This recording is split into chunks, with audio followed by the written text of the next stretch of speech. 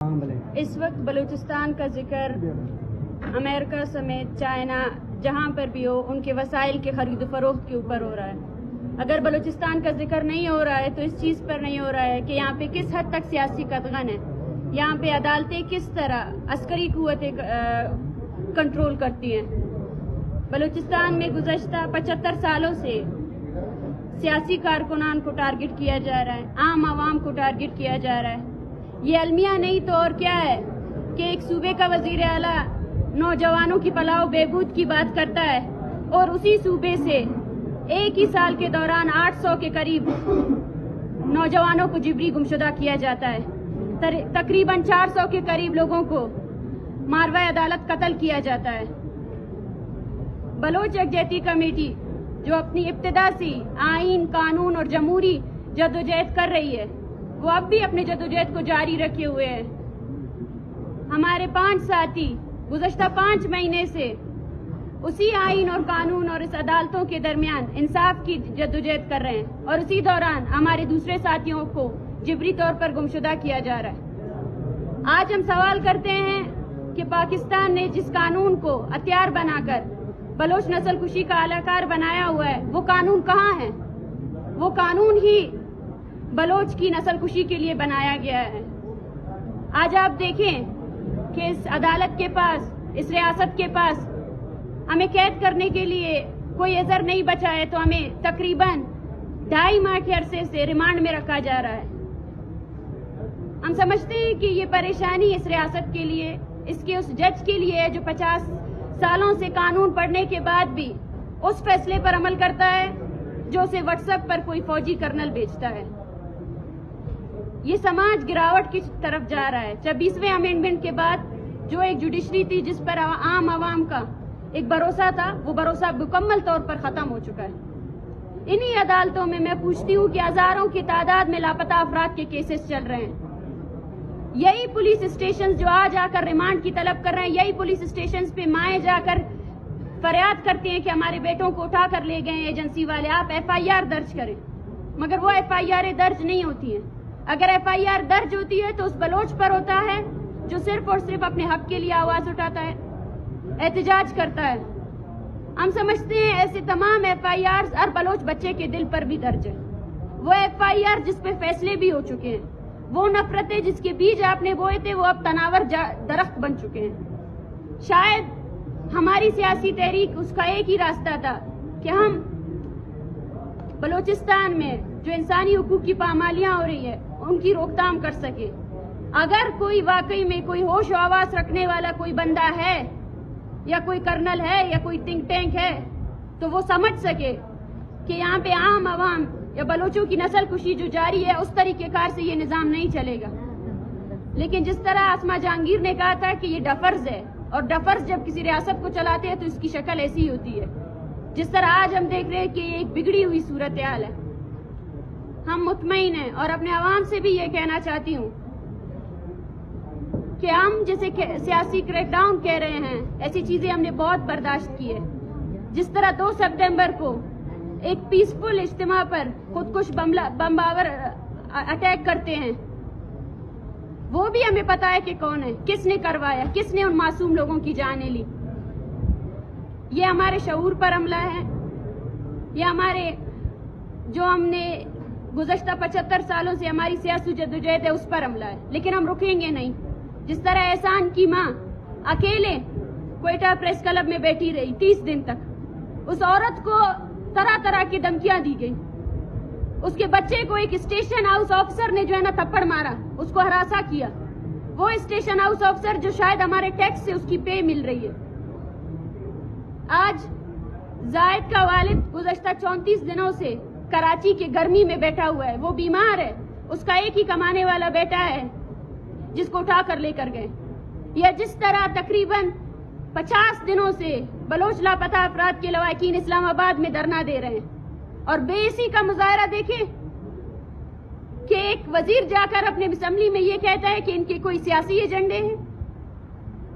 آپ اپنے عسکری ایجنڈوں کو یہاں پہ بند کریں کہ سیاسی ایجنڈے نہ ہوں، آپ اپنے عسکری قوتوں کو اپنے بارڈرز تک محدود رکھیں۔ آپ کا سماج گراوٹ کی طرف جا رہا ہے. آپ کے سماج میں جو نوجوان نسل ہے وہ اس حد تک مورلی کرپٹ ہو چکا ہے کہ وہ صرف اور صرف اسی بات کو مانتا ہے جو ریاست اور اس کی پروپیگنڈا مشینری لے کر جاتی ہے. لیکن بلوچ سماج وہ آگے کی طرف جا رہا ہے. ہم سمجھتے ہیں کہ آپ کے پروپیگنڈا غیر متعلقہ افراد، غیر مقامی افراد کے ساتھ جو آپ ایک پروپیگنڈا اور بیانیے کی جنگ لڑ رہے ہیں وہ آپ ہار چکے ہیں. وہ آپ بالکل مکمل طور پر ہار چکے ہیں. آج بلوچ کے گھر گھر میں بلوچ کی مائیں بہنیں، وہ لوگ جو بلوچ یکجہتی کمیٹی کے جلسوں میں آتے تھے، وہ 30,000 افراد، وہ 50,000 افراد جو ہر جگہ ہم جاتے تھے وہ اکٹھے ہوتے تھے، وہ اس لیے اکٹھے ہوتے تھے کہ وہ آپ سے بیزار ہے. وہ اپنی بیزاری کا اظہار کرتے تھے. آج بکلا آپ سے بیزار ہے کیونکہ ان کا کالا کوٹ بھی ان کو جو ہے نا بچا نہیں سکتا ہے. تو آپ خود سوچیں کہ آپ کس طرح اس ریاست کو چلا رہے ہیں. ہماری تحریک جاری رہے گی. ہم پہلے ہی کہہ چکے ہیں کہ اس ملک کو چلانے والے لوگوں کو ہوش اور عقل سے کام لینا چاہیے. ہم قانون پر بھی اب سوال اٹھائیں گے. کون سا قانون؟ وہ قانون جو رات کو کسی فوجی کرنل کے لکھنے سے بدل جاتا ہے. آپ کے آئین کی آپ بات کرتے ہیں، اس میں شگاف پڑ چکے ہیں. آپ نے اتنی مرتبہ اس کو امینڈ کیا ہوا ہے کہ وہ اب عسکری آئین زیادہ نظر آتا ہے، اس میں عوامی آئین کوئی نہیں ہے. وہ کیونکہ جو عوامی آئین کے جتنے اس میں آپ نے جتنے شکیں ڈالی ہوئی ہیں وہ تو اپلیکیبل ہے ہی نہیں. جتنی مرتبہ آپ نے آئین کو امینڈ کیا ہے صرف اور صرف اپنی عسکری قوتوں کو طاقتور بنانے کے لیے کیا ہے اور عوامی قوتیں سیاسی پارٹیوں کو کمزور بنانے کے لیے کیا ہے. اب کیا یہ کوئی قانون ہے کہ آپ نے جبری گمشدگی کو لیگلائز کرنے کے لیے یہ قانون پاس کیا کہ 90 دن تک آپ کسی کو وداؤٹ چارجز کسٹڈی میں رکھ سکتے ہیں؟ کیا یہ جمہوری ریاستوں کے قانون ہے جس کو آپ کا صدر جو ہے نا دستخط بھی کرتا ہے؟ وہ صدر جو بولتا ہے کہ میری پارٹی نے جو ہے نا جمہوریت لے کر آئے ہیں، ہم نے آئین بنائی ہے. آیا خدا را اس آئین کو خود بھی پڑھے اور ہمیں بھی پڑھائیں کہ کون سا آئین ہے جو ہم پر لاگو ہے، جس پر صرف اور صرف بلوچ کے لیے ہتھیار اٹھائے گئے ہیں، لاٹھی اٹھائی گئی ہے اور بدلے میں کچھ نہیں دیا گیا ہے. جو آپ MOU سائن کر رہے ہیں جس پہ بلوچ کے وسائل کا سودا لگایا جا رہا ہے، تو وہاں پر بیٹھ کر ان لوگوں کا بھی سوچے جو بلوچستان میں بستے ہیں، جن کی یہ زمین ہے، جن کے یہ وسائل ہیں. اگر آپ 75 سالوں کی طرز سے اس صوبے کو چلانا چاہتے ہیں تو ہم آپ کو کہتے ہیں کہ آپ اس طرح نہیں چلا سکتے ہیں، بالکل بھی نہیں چلا سکتے. آپ جتنی خون ریزی کریں گے اتنی ہی زیادہ یہ تحریک مضبوط ہو کر ابھرے گی. اور میں عوام سے بھی یہی گزارش کرتی ہوں کہ یہ پہلی مرتبہ نہیں ہے کہ ہم نے اس ریاست کے فاشزم کو برداشت کر رہے ہیں، اس کے تشدد کو برداشت کر رہے ہیں. 75 سالوں سے ہماری وہ نسل ہے، وہ چھٹی نسل ہے جو اس مذمت کو آگے لے کر جا رہی ہے. یہ وہی ریاست ہے جس نے نوروز خان کو دھوکہ دیا. جو آج مذاکرات کی بات کرتے ہیں یہ وہی ریاست ہے جس نے قرآن کے نام پر اس سمیت اس کے پورے انقلابی کارکنوں کو شہید کیا. یہ وہی ریاست ہے. لیکن اس ریاست کو یہ سمجھنا چاہیے جس نے اس نوروز خان کو شہید کیا وہ آج بھی زندہ ہے، وہ ہمارے بیچ زندہ ہے اور وہ زندہ رہے گا. اس ریاست کے خلاف ہماری مذمت زندہ رہے گی اور جو بھی خاندان ہے، جو بھی شخص ہے، اس کی ذمہ داری بنتی ہے کہ وہ پر امید رہے.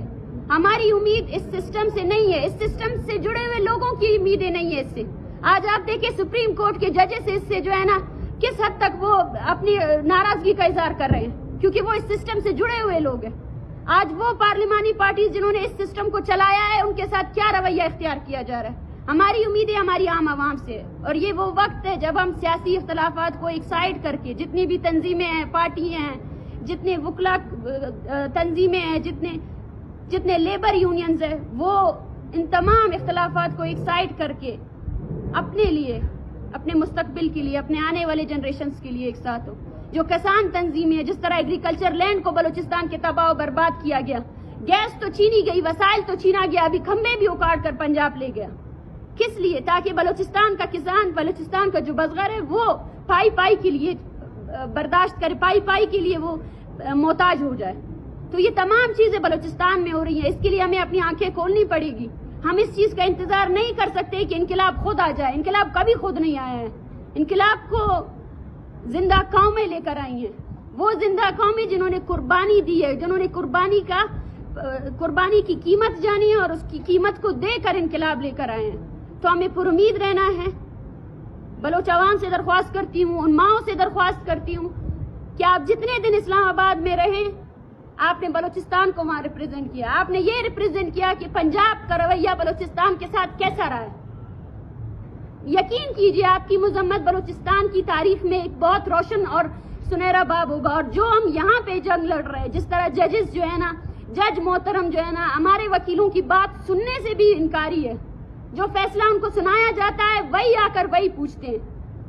وہ سب سے پہلے سرکاری وکیل سے پوچھتے ہیں کہ کیا چاہیے آپ کو, ریمانڈ چاہیے کتنے دن کا, 10 دن کا نہیں, آپ 20 دن کا لے لیں.